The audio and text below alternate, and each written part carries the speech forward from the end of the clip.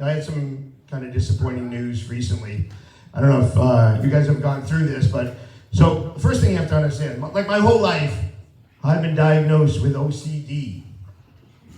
So I go recently to my doctor, and now, after being diagnosed with OCD my whole life, now my doctor has changed that diagnosis. Now I have obesity. And I'm not really sure, but I think that's worse. I've had one of those doctors where just, how many of you go to the doctor every year or something for your annual physical and just kind of completely get insulted by your doctor, right? It happens all the time. I've been doing it for years. I've been going to my doctor, and every year he keeps telling me, he talks to me like I have a propensity for obesity. So finally, I got tired of hearing it, and I said to him, hey, doc, all right, listen. I said, how much should I weigh? So I was this little Indian doctor, right? And he goes, well, I was going to do an Indian accent, but I'm not any good at that, so I didn't do that. He said, somebody your height, you should weigh maybe about 140, 150 pounds. I'm like, 140 pounds? I'm like, holy shit, I got a better shot at getting taller, okay? Like, how about if I grow to 6'4", dog? How am I doing then? It's like I don't really care about the weight thing. It's okay. People don't understand. Like I used to be very athletic. I was a really good athlete growing up. I wasn't overweight. A lot of people don't even believe me when I tell them that I was actually on the football team in college when I was enrolled at the University of Phoenix. And no, it's true. I know you don't believe me, but it's true. Go Polar Bears. So, we go through all these things. Everybody fights their whole weight thing all the time. My wife went out and bought one of these Peloton bikes. Anybody done that one yet? Yeah. My wife goes out and buys this thing because evidently, like January and February's mortgage payments don't really, not really that important. So she gets this Peloton bike, and she's doing great with it. If you haven't seen it, it's this, stationary bike that has a computer. You get like a live trainer that gets on there and rides with you and pushes you. So she keeps telling me that I got to get on the Peloton. I should get on the Peloton. I don't want to get on the Peloton. But finally, everybody's out of the house. She's at work. I'm home. I said, you know what? Maybe I'll give the Peloton thing a shot. So I get myself all ready, I get my gear on. I'm ready to go. I do some stretching, get it all warmed up and limbered up and ready to go. So I get on the Peloton, and I'm ready, and I start pedaling away, and I'm feeling pretty good about it. And I turn on the computer, and the instructor comes on and looks at me and says, hey, only one rider at a time. Hey, F you, Peloton. But everybody always tries all these fad diets and everything else. I'll give you an example. I got a buddy of mine. He does this Awaken 180.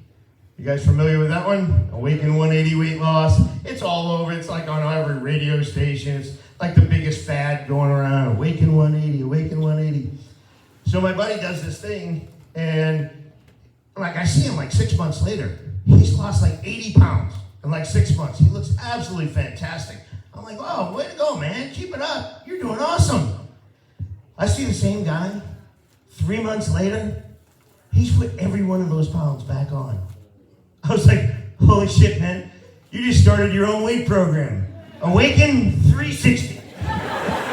You come to us, we will put your fat ass right back to where it was when you started, and we'll take your $3,000. Thank you very much. But everybody does. And my wife does all these things, right? She loves all this stuff. She's like now she's doing this keto diet thing. You guys probably heard of that, right? No, not keto. No, she does the keto diet. And that's where she's blown all our money losing on keto, and we don't have any money to buy lunch there. Speaking of keto, the other day I was at a bar not too far down the street, and sitting at the bar and just having a beer and watching some TV, and my buddy's sitting next to me, and he's just looking at the keno screen, and the numbers are coming up or whatever. And all of a sudden, one time he stops and he says, "Hey, holy shit!" He goes, "Ah, damn, my wife's numbers just came up." your wife's numbers. What's that, like 5'4", 280? That one always takes a little while.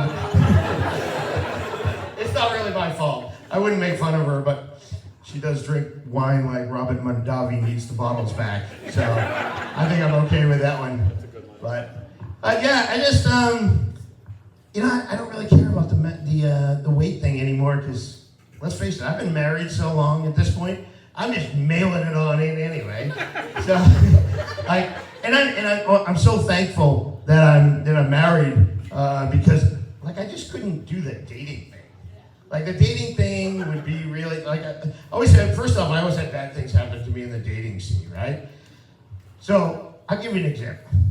I was dating this girl one time, and she was beautiful, real pretty girl. She had the weirdest little birthmark right on the side of her face, like kind of right where her temple is. And if you looked at her from the right angle, it looked like she had 3 eyeballs. No. So I had to break up with her because I always felt like she was seeing somebody else on the side. And the funny part is when I broke up with her and I told her, well, we just don't see eye to eye to eye. I don't know. And then I did date this one girl too. She was working over in this country. She was working as a nanny, or I guess in Sweden they call them au pairs, right?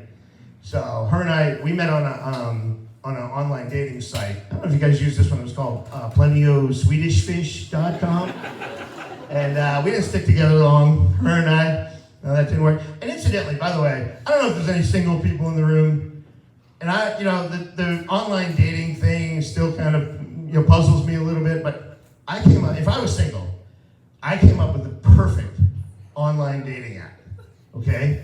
And you gotta listen to me. If you're single, you gotta take my word on this one, right? And if you're single and you're looking to meet a nice guy or a nice girl, here's where you go. Go to the website, findmassmoney.gov. And you just scroll down that list until you find somebody with a number that's nice and attractive to you. You gotta trust me on that one. You gotta trust me. So, always strange things going. Like, I'll give you an example too. I dated this one girl, right before my wife and I met, I dated this girl I used to work with. We worked in Georgia. And I ended up having to break up with this girl. And I broke up with her, I know this is gonna sound weird, but I broke up with her just because of her name. And I know that sounds strange, but her name, like her first name was Anita, and her last name was Glover. And so every time I saw her, or every time I thought of her, I could never get that John Cougar Mellencamp song out of my head. I'd be like, I need a Glover that won't drive me crazy. I need a Glover that won't drive me mad. Then my wife and I got together. My wife and I also met on an online site too. I don't know if you guys have tried this one. It was called myancestry.com. Oh, it's great. It was like we were family. We hit it off right away.